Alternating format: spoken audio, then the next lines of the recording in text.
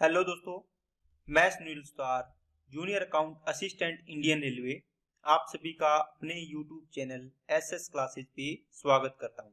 तो दोस्तों, आज अपने 3 फरवरी की फर्स्ट शिफ्ट का एग्जाम करेंगे।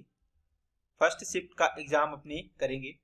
तो इससे पहले दोस्तों 2 फरवरी तक की जितनी भी शिफ्ट में एग्जाम हुआ है 28 दिसंबर से लेके, तो इसकी प्लेलिस्ट बनी हुई है, कंप्लीट हो गई है एनटीपीसी के नाम से। अगर आपने टेस्ट नहीं लगाए हैं तो यहाँ जाके टेस्ट लगा सकते हैं और अपनी तैयारी को बेहतर कर सकते हैं। और दोस्तों, अब एएलपी के एग्जाम चल रहे हैं, तो इसके एनालिसिस मैथ्स के मैं करवा रहा हूँ। तो आपको जो भी क्वेश्चन देखने हैं कि किस टाइप के क्वेश्चन आ रहे हैं, तो इसकी वीडियो में डाल रहा हूँ एनालिसिस की, तो वो आप यहाँ से देख सकते हैं और उनका पैटर्न देख सकते हैं, किस टाइप के सवाल आ रहे हैं और किस टाइप के सवाल पहले के मुकाबले चेंज हो रहे हैं या फिर वही आ रहे हैं। तो सारी चीजें आपको पता चल जाएगी। ओके दोस्तों, और इसके अलावा दोस्तों, आपके लिए रेलवे के लिए मैंने एक टॉपिक वाइज सीरीज शुरू कर रखी है। उसमें भी काफी अपने 7 या 8 टॉपिक कर लिए हैं। तो उसको आपको लगाना हो, ओवरऑल आपका तैयारी हो जाए, आपने पूरा टॉपिक पढ़ रखा होगा, आपको लगता होगा कि सर हमें एक टॉपिक जैसे क्विक रिवीजन के रूप में हो जाए, तो उसकी सीरीज चला रखी है। तो आप वहां से भी टेस्ट लगा सकते हैं दोस्तों। तो चलिए अब अपनी क्लास को स्टार्ट करते हैं बिना किसी देरी के। अगर आप चैनल पे नए हो तो चैनल को सब्सक्राइब जरूर कर लें और बेल आइकन पे क्लिक कर लें, जिससे आपको वीडियो की नोटिफिकेशन समय पर मिलती रहे। और दोस्तों, वीडियो को लाइक किया करो और अपने दोस्तों के पास इसको शेयर भी कर दिया करो, ताकि उनको भी इस वीडियो का लाभ मिल सके। चलिए अब अपने चलते हैं सवालों पे। देखो, एक व्यक्ति ने अपनी पूंजी का 2/3 भाग 6% की दर से, 1/5 भाग 10% की दर से और शेष भाग 15% की दर से निवेश किया। यदि उसकी वार्षिक आय 600 रुपये है तो उसकी पूंजी ज्ञात करो। दोस्तों, इसने जो भी पेमेंट लगाई है, पैसा लगाया है, उस पर इसने क्या कमाया है? इंटरेस्ट कमाया है। जो इसकी इनकम बोल रहा है, इंटरेस्ट ही है, ये आय बोल दो, इनकम बोल दो, है ना। कितने रुपए है? 600 रुपये। कितने रुपए दोस्तों? 600 रुपये पूरे साल की। तो अब दोस्तों इनको अलग अलग निकालना है। देखो, 2/3 रुपये लगाए इसने, इतने रुपए, इतना भाग है। 1/5 लगाया और शेष भाग 15 पर लगाया। अब इसमें ना आप इनका एलसीएम मान लिया करो, 3 5 15। इसका मतलब क्या हुआ? टोटल 15 रुपये है, तो पहले भाग पर कितना? 2/3 पार्ट। तो 15 का 2/3 कितना होगा? 10 रुपये लगाए। इसने 1/5 लगाया, इसका मतलब 3 पार्ट लगाया। 10 और 3 13। टोटल 15 में से कितने बच गए? 2 बच गए। अब दोस्तों, इसको इसने 10% पे लगाया, क्या सॉरी 6% पे। कितने पे? 6% पे। ये 10% पे और ये 15% पर। अब इनका आप डायरेक्ट परसेंटेज निकालोगे तो आपको डेसिमल में जाएगा। आप यहां से भी निकाल सकते हो, लेकिन इनके साथ एक एक जीरो लगा लो ताकि आसान हो जाए अपना। तो 100 का 6% कितने रुपए आएगा? 6 रुपये ब्याज। 30 का 10% कितना आएगा दोस्तों? 1/10 3 रुपये आएगा। ये 20 का 15%, 15 दूना 30 मतलब 3 आएगा। ओके, इसका मतलब ये इंटरेस्ट मिला। 6 और 3 9 और 3 12। टोटल 12 की वैल्यू कितनी है? 600 रुपये दे रखी है। एक की वैल्यू कितनी आएगी? 50 रुपये। आपको पूछा है टोटल पूंजी, 15 पार्ट मानी थी आपने ना, 15 तो मानी थी दोस्तों आपने, आके यहाँ पे 0 लगाया है ना, इसका मतलब ये 150 हो गया। इसमें भी 0 लगा दो, तो 150 पार्ट की वैल्यू देखो, 15 5 7500 रुपये आपका आंसर आ जाएगा। नेक्स्ट, 1200 रुपये की राशि पर 3 वर्ष में बिन स्रोतों से प्राप्त साधारण ब्याजों का अंतर 10.8 रुपये है। उनकी ब्याज दरों का अंतर बताना है दोस्तों। R1 माइनस R2 इनका डिफरेंस बताना है आपको। आप क्या करो, 3 साल का साधारण ब्याज का अंतर 10 पॉइंट कितना है? 8 है। 3 का डिवाइड कर दोगे तो ये 1 साल का डिफरेंस आ जाएगा दोस्तों, ठीक है ना। R1 और R2 का 1 साल का, सॉरी इनके ब्याजों का अंतर आ जाएगा कितना? डिवाइड करो इसको, कितना आ गया? 3.6 रुपये प्रत्येक साल का, पर ईयर। तो दोस्तों आपको रेट निकालनी है, रेट का अंतर, R1 R2 का डिफरेंस, है ना। तो क्या करोगे, 3.6 रुपये का ब्याज मिला है, कितने पर? 1200 पर। 100 में से कितना मिलेगा ये निकालना है आपको।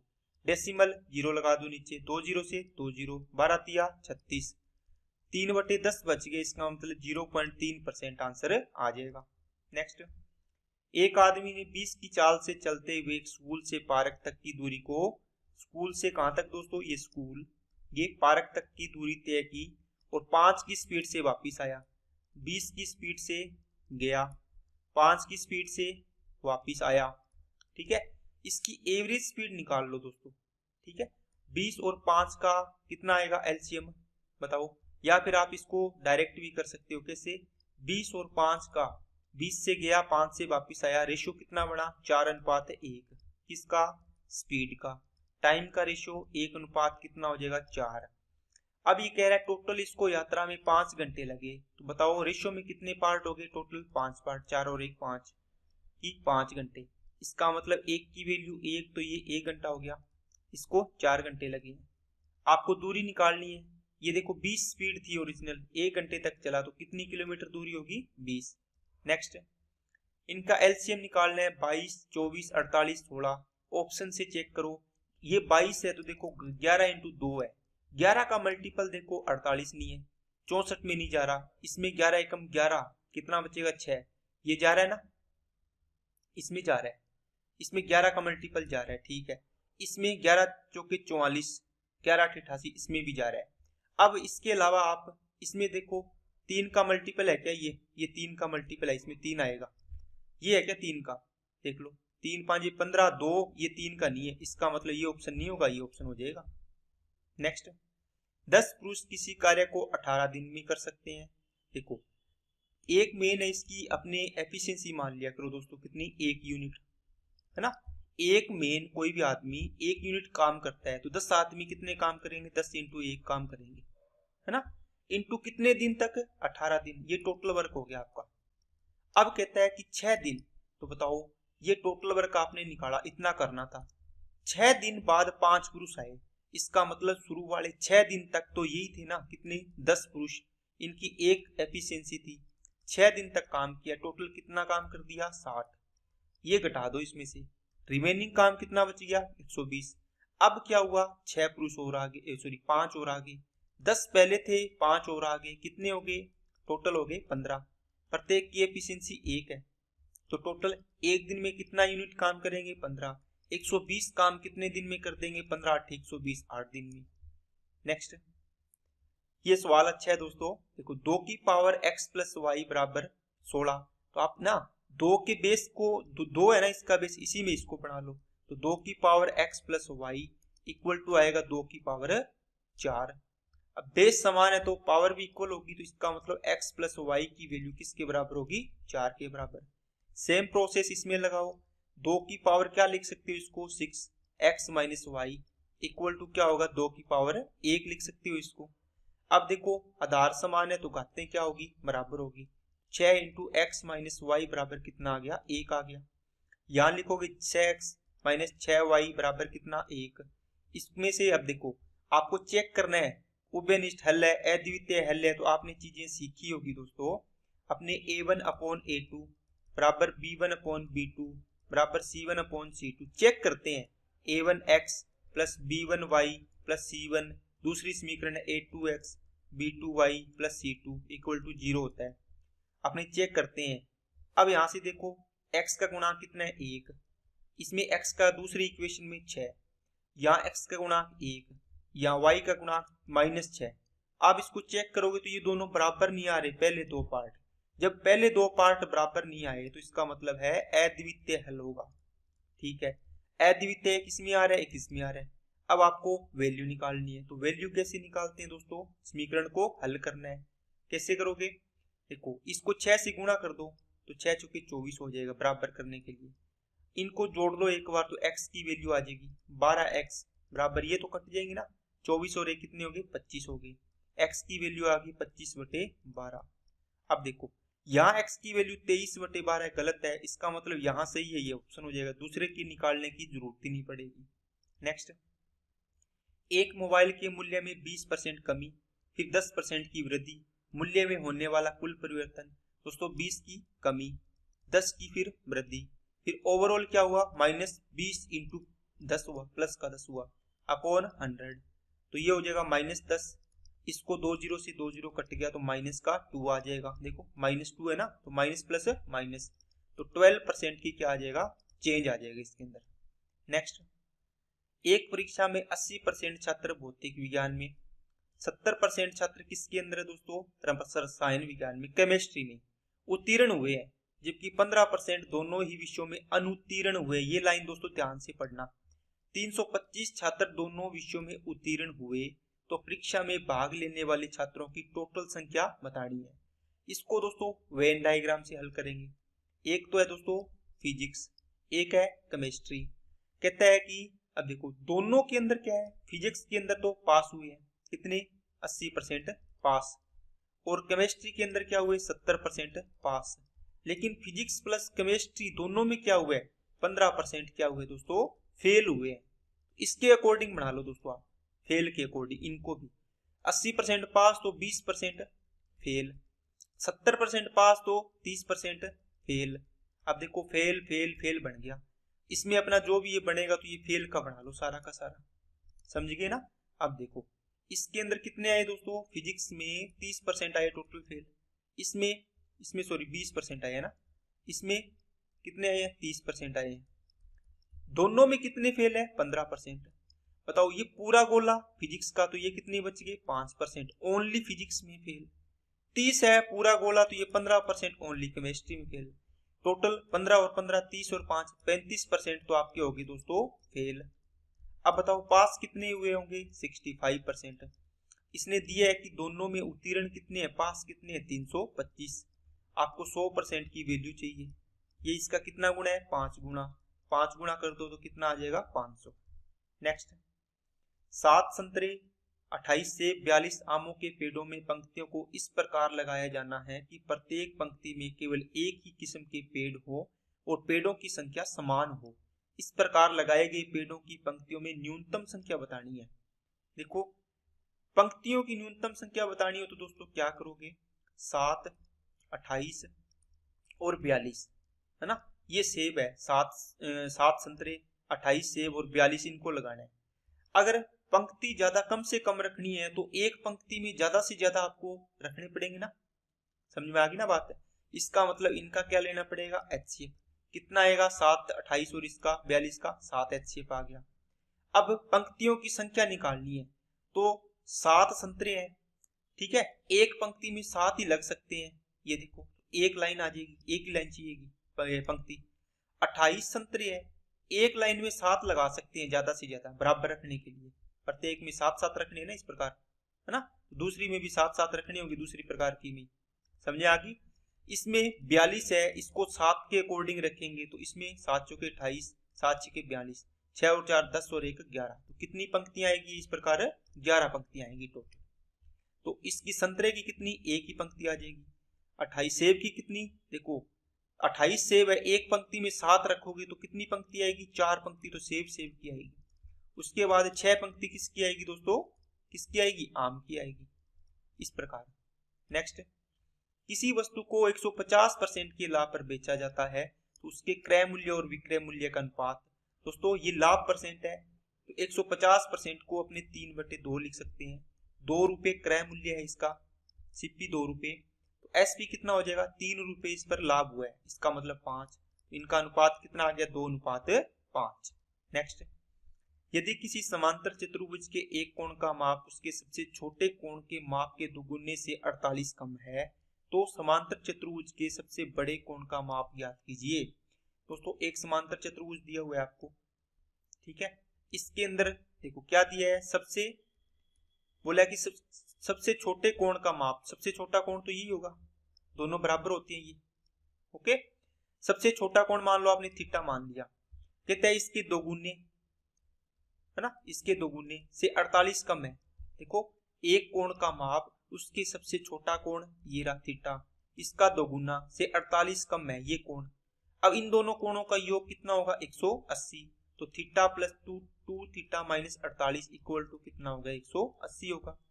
3 थीटा इक्वल टू कितना, 48 ऐड कर दो तो कितना बनेगा दोस्तों, 200 कितना बनेगा, 28। थीटा की वैल्यू 76 आ गई, 3 7 21, 3 6 18। आपको क्या पूछे है, सबसे बड़ा कोण, तो बड़ा तो यही है, 2 थीटा करो 100 कितना हो जाएगा, 52 हो जाएगा, माइनस 48 करना है, इसमें वैल्यू पुट कर दी मैंने, ठीक है ना, कितना आ जाएगा 104 डिग्री आपका आंसर आ जाएगा।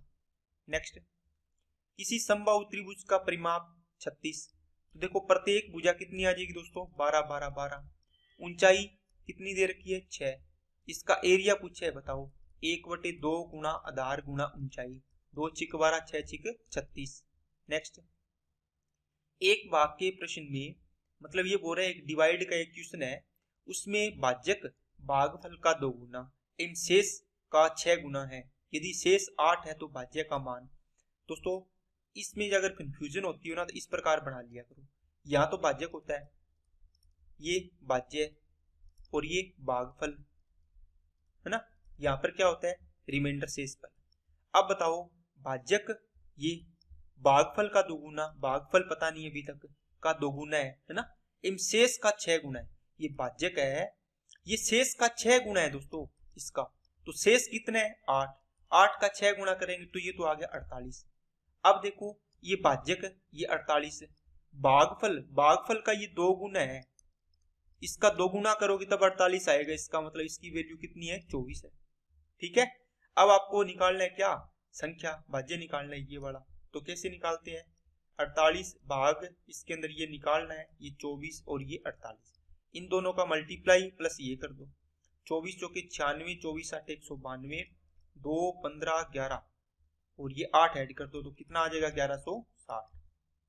नेक्स्ट, 100 छात्रों की एक कक्षा में एक विशेष विषय में प्राप्त अंकों का माध्य 25 है, 100 छात्रों का एवरेज कितना दोस्तों 25 है ना, 50 वाले का एवरेज कितना दे रखा है 70, इनका रेशियो निकाल लो 2 और 1, इनकी संख्या का अनुपात आ गया दोस्तों 2:1 आ गया।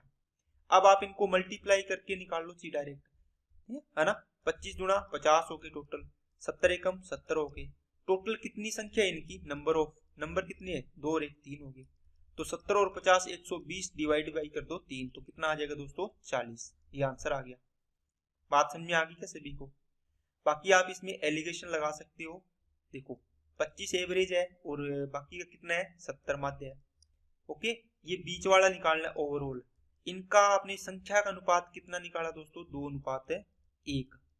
अब आपको इसको सॉल्व करना आना चाहिए, इनका दोस्तों डिफरेंस करो कितना आएगा 25 और 70 का डिफरेंस है 40 45 आएगा क्या, 25 का डिफरेंस 5 4 45, ये आ गया 45, इनके योग के बराबर इनका योग करो प्लस 2 और 1 3, 3 की वैल्यू 45 1 की वैल्यू 15, इसका मतलब ये पार्ट कितना आ जाएगा 15, ये 15 दूना 30, एक ही निकाल लो, जो कम वाले हैं उनको जोड़ लो, 25 और 15 देखो 40 आ गए डायरेक्ट। ओके, नेक्स्ट, यदि दो वर्गों के विकिरणों का अनुपात 3:5 है, उनके क्षेत्रफल का अनुपात दोस्तों अगर आपको वर्ग दिया हो, इसकी साइड का रेशियो दिया हो है ना, आपको मान लो A/B दिया है, तो इसके एरिया का अनुपात क्या होगा, इसका A² और B², मतलब भुजाओं के वर्गों के बराबर अनुपात होगा। अगर इसका आपको विकिरण दिया है, विकिरण का अनुपात दिया है D1 और D2 है ना, तो इसके क्षेत्रफल का अनुपात पूछिए आपको वर्ग का, तो D1² D2² कर दो। अब कितना है ये 3 और 5 है, इनका अनुपात देखो 3 5 है, तो 3 का स्क्वायर 9 5 का स्क्वायर 25, आंसर आ जाएगा 1 नंबर। नेक्स्ट, x का वह न्यूनतम मान ज्ञात कीजिए जिसके लिए संख्या 9 से पूर्णतः डिविजिबल है। देखो दोस्तों 2 3 4 6 x 4 और 5, 9 से चेक करने का सबसे आसान तरीका है, कैसे संख्या के अंकों का योग करो, 4 और 5 9 बन गया, इसको छोड़ दो, 6 और 3 9 बन गया, इसको छोड़ दो, 4 और 2 6, इसका मतलब 6 प्लस x बच गया नीचे 9। अब x की वैल्यू 0 रखोगे तो 6 और 0 6 ही बनेगा, कितनी वैल्यू मिनिमम पुट करें कि 9 से पूरा भाग चला जाए, आप बोलोगे सर मिनिमम 3 ही पुट करनी पड़ेगी है ना, मिनिमम 3 पुट करेंगे, 6 और 3 9/9, इसका मतलब आंसर आ जाएगा 3। नेक्स्ट, यदि एक कमरे की लंबाई चौड़ाई ऊंचाई दे रखी है, कमरे की 4 दीवारों का क्षेत्रफल, दोस्तों आपने मेंसुरेशन की क्लास लगाई है तो ये फॉर्मूला आपको याद होगा, आप इसको 2 सेकंड में ही करके निकल जाओगे।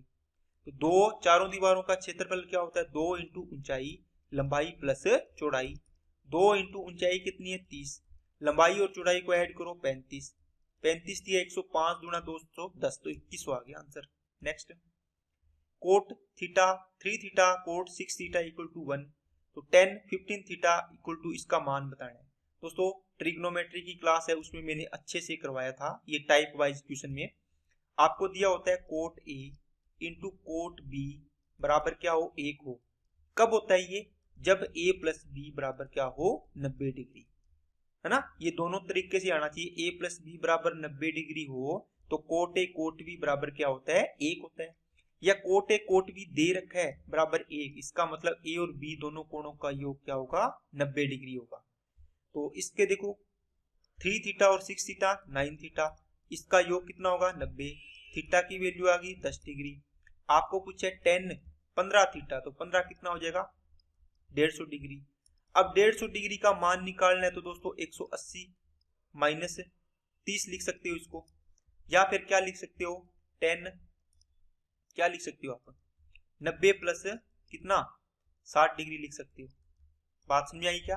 तो इसका मतलब है ये कौन से क्वाड्रेंट में जाएगा 150 डिग्री। देखो 90 प्लस थीटा सेकंड क्वाड्रेंट में आएगा। सेकंड में 10 नेगेटिव होता है, 10 और कोट किस में पॉजिटिव होते हैं तीसरे में। इसका मतलब इनके आंसर तो आएंगे दोस्तों नेगेटिव। क्या आएंगे नेगेटिव। बात समझ आ गई। बस वैल्यू 10 90 प्लस थीटा क्या बनेगा कोट थीटा, तो कोट 60 डिग्री हो गया। या तो कोट 60 का मान पता होना चाहिए या फिर किसका आपको यहाँ से 10 30 का मान पता होना चाहिए। ये नेगेटिव में आएगा, है ना नेगेटिव। 10 30 का मान क्या होता है 1/√3 होता है, और नेगेटिव आ गए तो -1/√3। नेक्स्ट, एक समबाहुभुज के अंतःकोण और बहिष्कोण का अनुपात 4:1 है। बहुभुज की भुजाओं की संख्या ज्ञात कीजिए। दोस्तों आपको जब भी भुजाओं की संख्या ज्ञात करनी हो तो आपको ये पता होना, देखो n भुजाओं की संख्या बराबर 360 डिग्री में डिवाइड करना होता है एक्सटर्नल एंगल का कितना है बाह्य कोण का डिवाइड करना होता है। देखो आपके पास दो कोण है, अंतःकोण ये हो गया बाह्य कोण ये हो गया, 4:1 है, टोटल कितना हो गया 5। अंत और बाह्य कोण का बहिष्कोण का योग कितना होता है 180। एक की वैल्यू 36 डिग्री। यहाँ पे बाह्य कोण निकालना है हमें, बाह्य की वैल्यू 36 डिग्री आ गई। 360 डिवाइड बाई कितना आ गया 36, डिवाइड करोगे तो n की वैल्यू कितनी आ गई 10। Next, x plus 1/x equal to 4, तो इसकी वैल्यू दोस्तों तो 4 का स्क्वायर माइनस 2 करोगे तो आंसर आ जाएगा 14। नेक्स्ट, 11 से डिविजिबिलिटी रूल क्या होता है दोस्तों, 11 का होता है अल्टरनेट का सम करो, 6 और 8 14, 14 और 2 16, 16 और 9 25, 25। इनका डिफरेंस करना है इसके साथ, x 4 और 3 7, तो 7 प्लस हो गया x, डिवाइड होना चाहिए 11 से। इनको आप ना घटा लो तो 25 -7 माइनस x, क्योंकि डिफरेंस है ये माइनस का चिन्ह है ना, तो 11। ये कितना आ गया 18 माइनस x डिवाइड बाई कितना 11। अब देखो यहाँ पर माइनस करना है, इसका मतलब x की वैल्यू कितनी पुट करो, या तो आप बोलो सर 18 पुट कर दें, 18 माइनस 18 0 आ गया, ये डिविजिबल होगा। लेकिन ये अंक है दोस्तों, क्या अंक 2 डिजिट में होता है क्या, 0 से 9 तक ही होते हैं अंक, तो सिंगल डिजिट होती है, इसका मतलब 18 तो पॉसिबल नहीं है। तो आप बोलो सर 7 पुट कर दो, तो 18 में से 7 जाएंगे तो 11 का मल्टीपल बन जाएगा 11/11, है ना। x की वैल्यू कितनी पॉसिबल है 7। Next, A B C D ऐसी 4 संख्याएं हैं, ए और बी का एलसीएम बी, बी सी का एलसीएम सी, सी और डी का LCM D, A B C D का एलसीएम ज्ञात कीजिए। दोस्तों इसको करवाने से पहले ये देखो, जैसे 3 और 6 का एलसीएम मैंने पूछा तो आप बोलोगे सर कितना आएगा बताओ 6। फिर मैंने बोला कि 6 और 12 का एलसीएम बताओ, फिर आप बोले सर 12 आएगा। फिर मैं बोला 12 और 24 का एलसीएम बताओ, आप बोलोगे सर 24 आएगा। फिर मैं पूछा 24 और 48 का एलसीएम बताओ, आप बोलोगे सर 48 होगा। क्या ये चीजें नहीं है क्या? अगर मैं आपको डायरेक्ट ये पूछ लेता 3 6 है ना 12 24 48, आप देखो तो सबसे बड़ी संख्या है वो देखो, इन सभी का एलसीएम आ जाएगी, आएगी कि नहीं आएगी। इसका मतलब है ए और बी का एलसीएम कितना है दोस्तों बी है। इसका मतलब हुआ कि ए का भाग ए इसके अंदर है पूरा पूरा। जैसे 3 और 6 में देखो, ये ए की वैल्यू 3 मान लो, बी की वैल्यू मान लो दोस्तों 6। अब देखो 3 इसके अंदर है ना, 3 × 2 देखो विद्यमान है ए इसके अंदर। ओके, इसी प्रकार बी और सी का करेंगे, इसका मतलब इसका एलसीएम सी आ रहा है, इसका मतलब बी इसके अंदर है कि नहीं है। इसी प्रकार सी और डी का करेंगे तो डी के अंदर सी है कि नहीं है बताओ।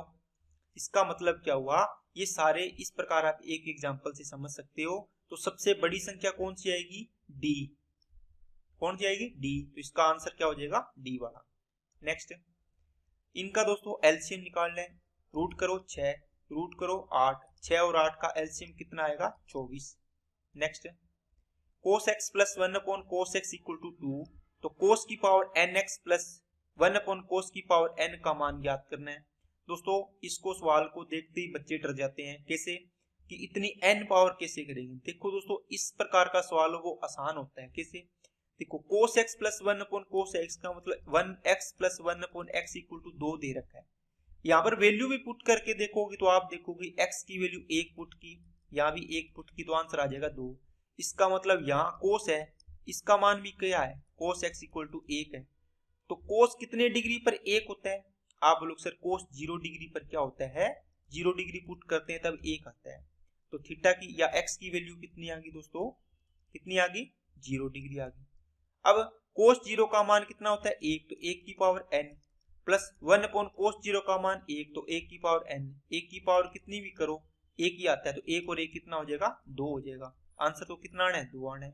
नेक्स्ट, आलोक अनिल की आयु का अनुपात 3:4। यदि आलोक की आयु अब से 20 वर्ष बाद 62 वर्ष होगी तो अनिल की वर्तमान आयु बताइए। देखो इनका प्रेजेंट का रेशियो 3:4, आज से 20 साल बाद, ये तो प्रेजेंट का है दोस्तों, ठीक है। आज से 20 साल बाद कितना है? 20 वर्ष बाद है इनका, किसकी? आलोक की 62 है। तो 20 साल पहले ले आओ 42 रह जाएगी। तो 20 साल पहले का मतलब आज की बात करें प्रेजेंट में, आलोक की कितनी है? 3, तो 3 की वैल्यू कितनी हो जाएगी? 42। 1 की वैल्यू 14, आपको 4 की वैल्यू पूछे किसकी? अनिल की, 14 चौके 56 हो जाएगी। नेक्स्ट, 15 व्यक्ति 7 दिनों में 35 बॉक्स भर सकते हैं। दोस्तों जब भी कोई वर्क होता है आपको बताया हुआ mdh अपॉन w होता है, वर्क होता है ना। तो ऊपर क्या आएगा? 15 व्यक्ति है, दिन कितने? 7, कार्य कितना? 35 बॉक्स भर सकते हैं। आगे पूछा है कि 5 दिन में, ठीक है, बॉक्स भरने 65, कितने? 5 दिन में। कितने व्यक्तियों की आवश्यकता होगी? x, 5 से काटा 13, है ना। 7 एकम 7, 7 5 35, 5 से काटा 3, तो 13 3 39, आंसर आ गया। नेक्स्ट, इनका एलसीएम निकालना है दोस्तों। 36 का डबल 72, 144। देखो सबसे बड़ी संख्या अभी करके आए हैं, है ना। देखो 36 और 72 का एलसीएम कितना आएगा? आप बोलो सर 72 आएगा। 72 और 144 का एलसीएम, आप बोलो सर 144 आएगा। इनमें सबसे बड़ी संख्या, क्योंकि ये संख्या इसके अंदर है, ये इसके अंदर है, तो सबसे बड़ी हो जाएगी। ओके। नेक्स्ट, दो प्राकृतिक संख्याओं का अनुपात 6:8 है, उनका गुणनफल 768, छोटी संख्या। दोस्तों ये 6x हो जाएगी, ये 8x हो जाएगी, इनका मल्टीप्लाई बोल रहा है 768 है, तो इसको काट लो। 6 एकम 6, 6 दूनी 12, 6 8 48, 8 से काटा 16, एक्स स्क्वायर बराबर आ गया 16, x की वैल्यू आ गई 4, तो 4 6 24 और 4 8 32, छोटी संख्या क्या है? 24, तो आंसर आ जाएगा 24। Next, a tan alpha equal to b, तो tan अल्फा इक्वल टू क्या हो जाएगा दोस्तों? b upon a। तो दोस्तों लाल बट्टे कक्का से फॉर्मूला आपको याद होना चाहिए। 10 की बात करें इसका मतलब क्या आएगा? लंब बटे आधार, या आप इसको लिख सकते हो परपेंडिकुलर अपॉन बेस। आप इसको डायरेक्ट बनाओगे क्या बनेगा? ये कोई भी मान लो अल्फा है, इसके सामने अल्फा जो कोण है उसके सामने लंब है, तो b भुजा होगी, ये a होगी। कर्ण क्या होगा? आधार स्क्वायर प्लस लंब स्क्वायर, तो a स्क्वायर प्लस क्या हो जाएगा? b square. आपको पूछा है कोस अल्फा, तो इसमें क्या आएगा? आधार बटे कर्ण। आधार कितना है? a, कर्ण कितना? a square plus b square. Answer कौन सा है? ये वाला। अगर आपको इसके अंदर दोस्तों कोसेक अल्फा पूछा होता तो इसका आंसर बताना है आपको कमेंट बॉक्स में क्या आएगा। नेक्स्ट, डीआई दोस्तों, किस वर्ष में कर और ऋण पर ब्याज पर हुआ कुल व्यय ईंधन आदि पर हुए व्यय से कम है? देखो आपको यहां दे रखा है salary, fuel, bonus, interest, tax. आपको बोला है ऋण पर ब्याज, कौन सा? ये वाला, और ईंधन के साथ तुलना की है ये वाला। इन दोनों, ईंधन और किस पे? ऋण पर ब्याज, कर, कर का मतलब टैक्स, इन दोनों का सम करना है, इसका मतलब इन दोनों का सम करना है।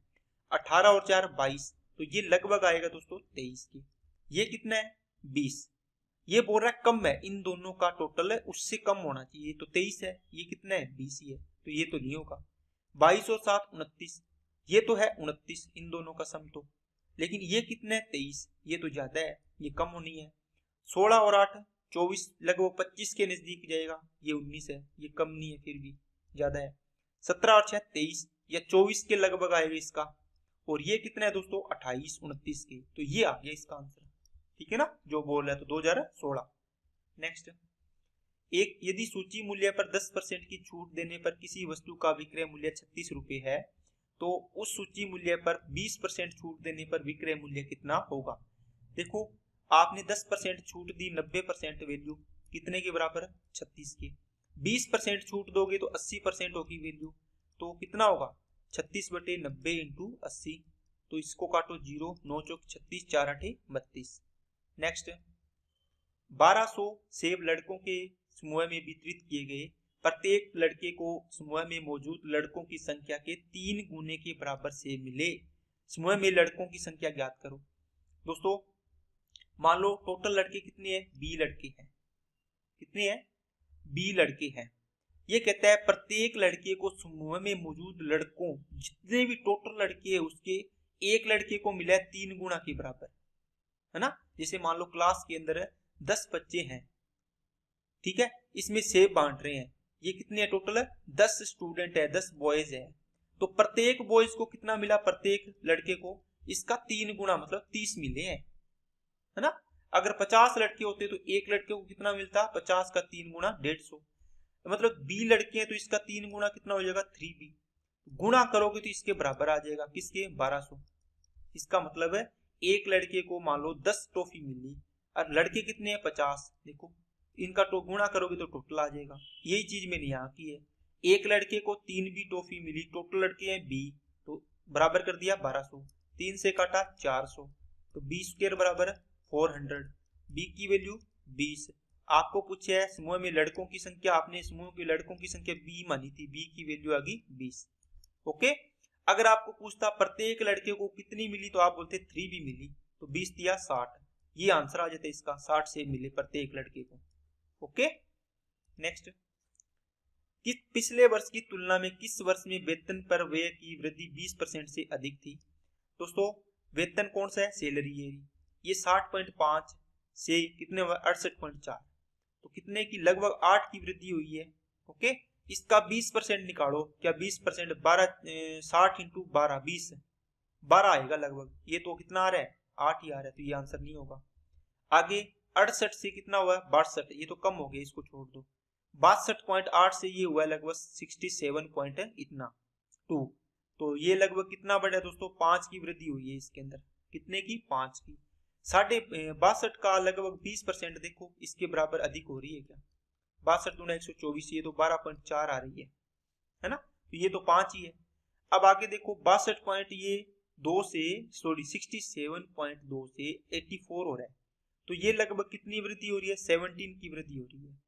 और 67 का 20% देखो कितना आएगा, 2 7 14 और कितना आगे 2 6 12 और 1 13, 12 और 1 13, 13.4, इसका मतलब हुआ दोस्तों कितना, लगभग 14 के नजदीक। इससे अधिक हो रही है ना वृद्धि, देखो 17 हो रही है, तो ये आंसर हो जाएगा आपका 2017 वाला। नेक्स्ट, 2013 से 17 के तक के वेतन पर औसत वार्षिक व्यय लगभग कितना था। देखो सैलरी की बात कर रहे हैं, देखो 60.5, इनको ऐड करना है, 5 और 4 9 और 8 17 और 2 19, 1 4 1 5 और 7 12 12 और 2 14 14 और 8 22 22 का 2 आ गया, 2 1 2 3 4 24 और 2 26 और 8 34, है ना।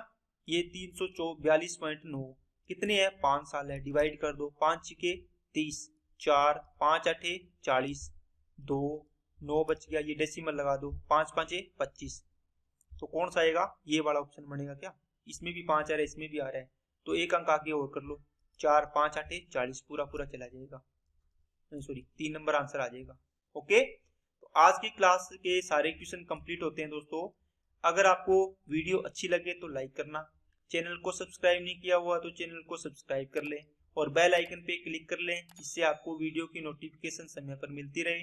और अपने दोस्तों के पास इसको ज़्यादा से ज़्यादा शेयर किया करो दोस्तों, ताकि उनको भी इस प्रकार की जो प्रीवियस ईयर क्वेश्चन है उनका लाभ मिले क्योंकि एएलपी के एग्जाम चल रहे हैं, उसमें देखो previous year question based question आ रहे हैं उसके ऊपर ही, तो उससे आपको थोड़ा फायदा मिल जाता है। ओके, आज की क्लास में इतना ही रखते हैं, मिलते हैं नेक्स्ट वीडियो में। Okay, thank you.